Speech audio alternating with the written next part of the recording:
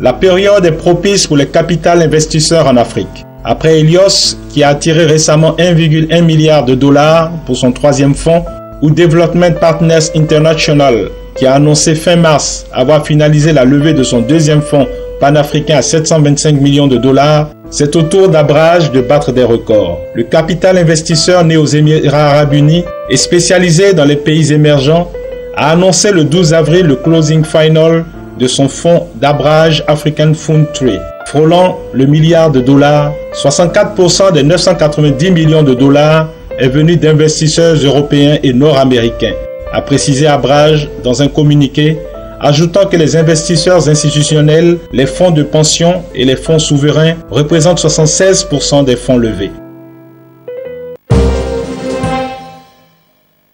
Le Bénin et le Niger ont signé le mardi 7 mars un accord fixant les termes de la construction et de l'exploitation d'un chemin de fer reliant Niamey au port de Cotonou et dont la livraison est prévue vers le milieu de l'année 2016. L'accord prévoit un financement exclusif du projet par le groupe français Bolloré à hauteur de 1,07 milliard d'euros. Nous avons créé les conditions pour garantir l'harmonie, la diligence et l'efficacité de ce projet historique et ambitieux, a déclaré le ministre nigérien de l'aménagement du territoire Amadou Boubacar Cissé. Le groupe français Bolloré détiendra 40% des parts Béni Rail, l'opérateur en charge de cette ligne de chemin de fer. Le Niger et le Bénin en détiendront chacun 10%. Le reliquat revenant des investisseurs privés originaires de ces deux pays.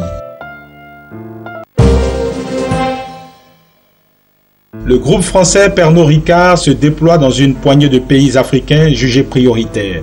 Son plus grand atout, un portefeuille de marques renommées. Son principal défi, optimiser leur distribution. Car en 2010, après avoir fait le constat à l'occasion d'une révision de sa stratégie mondiale qu'il avait clairement du retard à rattraper en Afrique, le groupe français a accéléré 5 autres filiales ont ouvert au cours des 3 dernières années. Au Ghana, au Nigeria, en Angola, au Kenya et en Namibie, avec des résultats encourageants.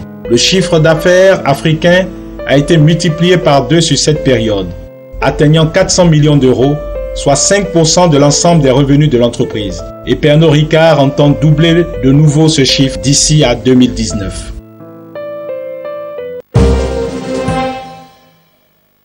Le gouvernement ivoirien a concédé au fonds nigérien Asset and Resource Management Company la gestion de l'établissement de loisirs publics Ivoire Golf Club. ARM réhabilitera et relancera l'Ivoire Golf Club d'Abidjan avant de lancer un projet de construction de résidences privées luxueuses et d'un complexe hôtelier pour un montant de 150 milliards de francs CFA, soit 228,67 millions d'euros. Les modalités d'attribution de cette concession et le calendrier de développement de ces infrastructures n'ont pas été divulgués. Avec cette concession, le fonds ARM, qui a été fondé en 1994 et gère un portefeuille d'actifs de plus de 438 milliards de Naira, environ 2 milliards d'euros, réalise ainsi sa première opération d'envergure en Côte d'Ivoire. L'Ivoire Golf Club est détenu à 100% par une entreprise d'État, la Société des Palaces de Cocody. L'établissement situé dans la commune de Cocody, au nord d'Abidjan, est composé d'une piscine, de 2 parcours de 18 et de 9 trous, d'aires de jeu et de restaurants.